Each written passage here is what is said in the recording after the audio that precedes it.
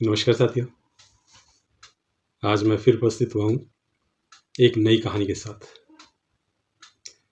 एक बार एक हंस और हंसनी जो कि हरिद्वार के सौम्य वातावरण में रहा करते थे।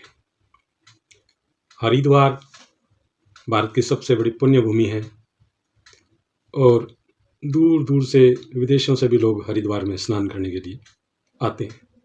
कोई घूमने की इच्छा से, कोई स्नान करने की इच्छा से, कोई पितरों के तर्पण की इच्छा से, यानी भिन्न भिन्न कामनाओं के साथ लोग आते हैं। वहाँ एक हंस और एक हंसनी रहा करते थे।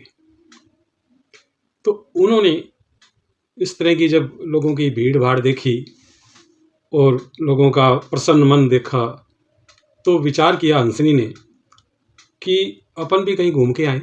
अपन तो सारी ज़िंदगी यहीं बिता दी और घूमने में इतना आनंद है, लोग इतने दूर दूर से आते हैं, तो अपने को भी कहीं न कहीं घूमना चाहिए। अपन भी कहीं चलें घूमने के लिए। उसने अपना प्रस्ताव रखा हंस के आगे। हंस ने कहा चलो ठीक है भाई, अगर तुम्हारी इच्छा हो रही है तो ज़रूर चलेंगे। अगली सुबह जी उन्होंने उड़ान भरी और वो कहीं दूर घूमने के लिए निकल पड़े। ठीक है। अब वो उड़ते उड़ते उड़ते उड़ते इतनी दूर चले गए कि उनको शाम भी ढल गई, देर हो गई, काफ़ी अंधकार छाने लग गया और उस वक्त तक वो एक ऐसे वीरानी जगह पे पहुंच गए। अब उन्होंने कहा कि आ तो गए अपने गलत, ये तो यहाँ तो सारा इलाका ही वीरान है। हंसनी ने भी कहा भी ये तो अपने गलत जगह आ गए। उसने कहा भी अब देखो दिन भर से थके हुए हैं, उड़ान करके आए हैं, तो अब आज तो चलो अपने रात को तो यहाँ रात निकाल लेते हैं किसी भी तरह से, फिर कहीं दूसरी जगह चलते हैं, अपने तो दिशा भ्रमित हो गए। वो हंसने करने लगे भी यहाँ तो ना कोई ठंडी हवा चल रही है, ना कोई पुष्प है, ना फूल है, ना फल है, ना पानी है, बड़ी विचित्र जगह है, ये तो इलाका ही उजड़ा हुआ है, गलत आ गया अपने। हंस का बात तो ठीक, हंसने का भी बात तो ठीक है, पर चलो जैसे तैसे रात तो निकालें, उसके बाद देखते हैं कहीं चलते हैं। तो वो एक किसी वृक्ष के नीचे बैठ गए। ठीक है। अब उस रात्रि को उन्होंने ये तय किया भी चलो अपने ये रात तो इस वृक्ष के नीचे बैठ के निकालते हैं। अब क्या था कि अर्धरात्रि का समय हुआ, उसी पेड़ पे एक उल्लू भी रहता था और अर्धरात्रि का समय होते वो उल्लू तो चीखे मारने लगे थे, क्योंकि उल्लू का तो स्वभाव है, वो तो सोता ही नहीं है, तो वो जोर जोर से चीखे मारने लग गया। अब उसकी चीख से, शोर शराबे से तो उनकी नींद और बाधित होगी। उन्होंने कहा ये बड़ा अजीब स्थान आ गया अपने तो, एक तो इलाका गलत और दूसरी बात ये उल्लू भी ऐसा ही मिल गया यहाँ जो सोने भी नहीं दे रहा। बड़ी परेशानी खड़ी कर दी इसने, तो अब इसको क्या कहें अपने। हंस ने कहा भी चलो कोई बात नहीं हंसनी, तू जैसे तैसे सब्र कर और कोई बात नहीं, अपने सुबह निकलते हैं। और कहता अब मेरे को समझ में आ गई ये बात, हंस कह रहे हैं हंसनी से, कहता अब मेरे को ये समझ भी आ गई कि ये इलाका जो है ना उजाड़ क्यों है, उजड़ा हुआ क्यों है, क्योंकि यहाँ पे उल्लू रह रहे हैं। जो जहाँ जिस जगह पे उल्लू रहता है ना वो क्षेत्राबाद नहीं होता। उल्लू तो वीरानी जगह में रहते हैं, उजड़ी हुई जगह पे रहते हैं, उल्लू तो उजाड़ में ही रहते हैं, इसलिए इलाका उजड़ा हुआ है क्योंकि यहाँ उल्लू रहते हैं। ये बातें वो कर रहे थे। ऊपर उल्लू बैठा उनकी बातें सुन रहा था। उल्लू ने देखा ये अपनी आलोचना कर रहे हैं, चलो कोई बात नहीं, अब रात तो निकलने तो इनकी, फिर सुबह देखते हैं। अब जैसे सुबह हुई, भोर का समय, तो उन्होंने हंस और हंसनी ने अपना कार्यक्रम तय किया भी चलो अपने अब यहाँ से दूसरी दिशा में निकलते हैं। यहाँ जैसे तैसे रात निकल गई अपनी, अब चलते हैं, अब उजाला हो गया, प्रकाश हो गया, अब निकलते हैं। चलने को उद्यत हुए, ऊपर से उल्लू जी महाराज आगे नीचे उतर के, कहता भाई हंस भाई राम राम। वो कहता भाई राम राम। कहता यार मैं ना इसी वृक्ष पे ही था और मेरा तो स्वभाव ऐसा ही है कि मैं रात को सोता नहीं, क्योंकि मेरे को तो प्रकृति ने नेचर ऐसी दी है, मैं तो रातों को जागता हूँ। और मेरे वो स्वभाव के कारण जो है, चीख पुकार के कारण जो भी मैंने आवाज़ें शोर किया, आपकी नींद और बाधित होगी, तो मुझे भी थोड़ी सी यार गिल्टी से फील हो रही है कि मैंने आपको परेशान किया था, तो मैं उसके लिए थोड़ा सा आपसे क्षमा याचना चाहता हूँ, मेरे कारण आप लोगों को परेशानी हुई। हंस कहने लगा भी चलो कोई बात नहीं, हो गया जो हो गया, अब कोई बात नहीं, अब ठीक है, आपने इतना कह दिया यही बहुत है, हम निकलते हैं। कहता भी हम निकलते हैं, कैसा मतलब। कहता भी हम तो जाएंगे। कहता है इसको कैसे लेके जाओ, ये तो मेरी पत्नी है। हंस कहता तेरा दिमाग खराब है। कहता ये मेरी पत्नी है, हंसनी है, ये मेरी पत्नी है, तेरी पत्नी कहाँ से होगी। वो उल्लू चीखे, कहता ये मेरी पत्नी है। कहता तेरी पत्नी कहाँ से आई, ये तो मेरी है पत्नी। अब जी उनका शोर मच गया। वो कहता मैं भीड़ इकट्ठी करूँगा। उल्लू कहता तू मेरे क्षेत्र से जा कैसे सकता है मेरी पत्नी को लेकर के। उसने जी शोर शराबा मचाया, चीखें चुके मारी उसने, तो जंगल के लोग इकट्ठे हो गए। जंगल के जो भी वहाँ की पंचायत थी, जो वहाँ की कमेटी थी, वो सारे लोग, जीव जंतु पशु पक्षी सारे जो इकट्ठे हो गए जी, वहाँ तो सारी सभा इकट्ठी हो गई, उनकी जुड़ गई। अब वो लोग इकट्ठे हो गए तो उन्होंने कहा भी बात ऐसी है कि कहानी क्या है तुम्हारा, क्या विवाद क्या है।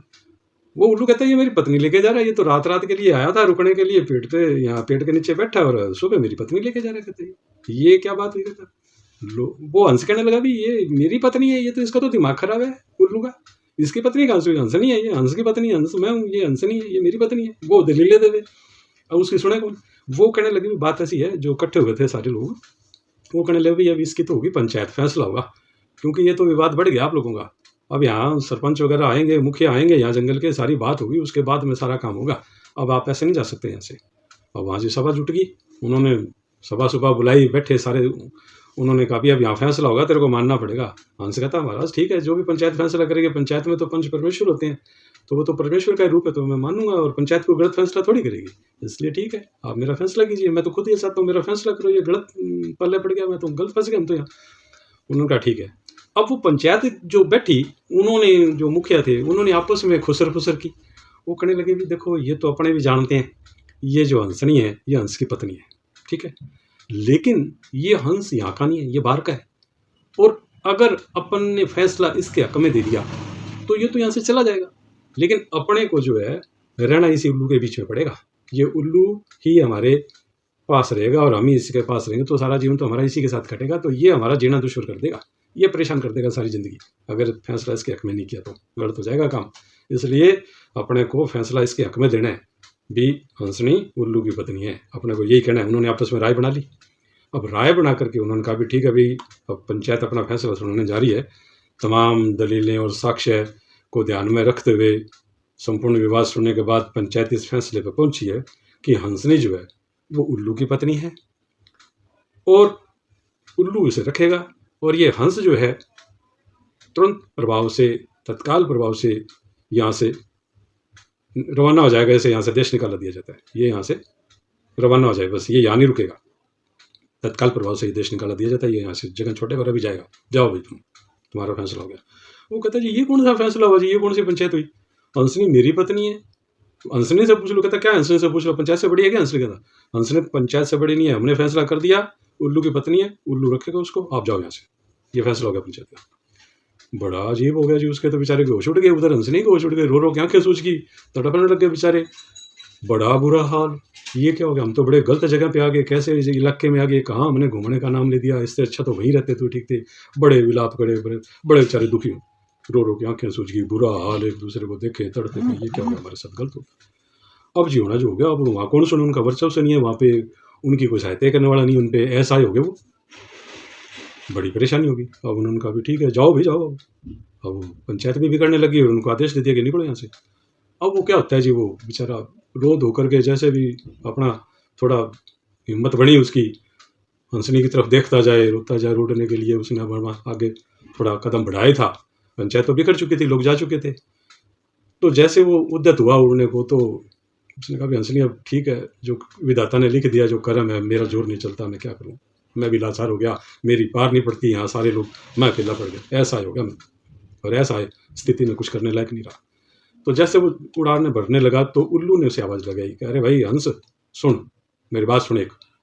हंस कहता भी अब क्या बात रहेगी भाई, अब क्या बात रहेगी, तूने मेरी पत्नी रख ली, मेरी दुनिया उजड़ गई, मेरी तूने ज़िंदगी बर्बाद कर दी है सारी की सारी, अब क्या रह गया, अब मेरी जान लेनी है तो वो बता दे, और क्या करूँ बता, क्या रह गया बता, सुने परेशान हो गए वो। तो वो उल्लू कहने लगा बात सुन, तूने रात को हंसनी से ये बात कही थी ना कि ये इलाका इसलिए उजड़ा हुआ है क्योंकि यहाँ पे उल्लू रहते हैं, कही थी? वो कहता भी कही तो थी। कहता मैं ऊपर बैठा सुन रहा था। कहता तूने हंसनी को ये कहा था कि ये इलाका इसलिए उजड़ा हुआ है कि यहाँ पे उल्लू रहता है। कहता भाई कही थी, गलती होगी मेरी यार, कही थी मैंने। कहता मैं तेरे को ये साबित करना चाह रहा था, ये जो स्वांग मैंने रचा, ये जो पंचायत की, उसके पीछे एक कारण था, एक हेतु था कि मैं तुझे कोई सीख दे सकूँ, नसीहत दे सकूँ, तेरा ये भ्रम दूर कर सकूँ कि ये इलाका उजड़ा हुआ इसलिए नहीं है कि यहाँ उल्लू रहता है, बल्कि ये इलाका उजड़ा हुआ इसलिए है कि यहाँ के लोग उल्लुओं के पक्ष में फैसला करते हैं, इसलिए इलाका उजड़ा हुआ है।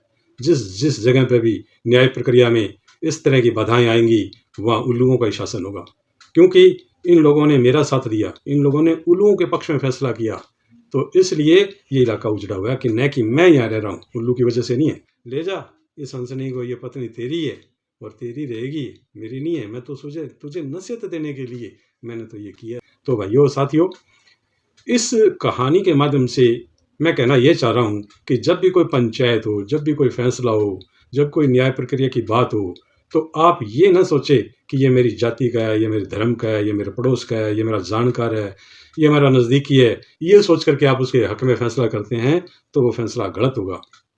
चाहे वो फैसला सामाजिक तौर पे हो और चाहे वो फैसला राजनीतिक तौर पे हो। जब भी आपने कोई चुनाव करना हो, अपने विवेक से चुनाव कीजिए, न कि किसी के दबाव में या किसी अपनेपन के कारण भी ये मेरा अपना है, ये मेरा नज़दीकी है, ये मेरा रिश्तेदार है, ये मेरी जाति का है, ये फलाना उसके फैसले में अगर ऐसा फैसला करेंगे तो वो समाज के लिए भी और आपके लिए भी दुष्परिणाम लाएगा। साथियों, यह वीडियो कुछ अधिक लंबा हो जाने के कारण इसे यहीं विराम देते हैं और इससे जुड़े कुछ अन्य तथ्य हैं, इसी के भाग 2 में आप उसे देखिए। धन्यवाद। जय श्री कृष्ण, जय श्री राधे।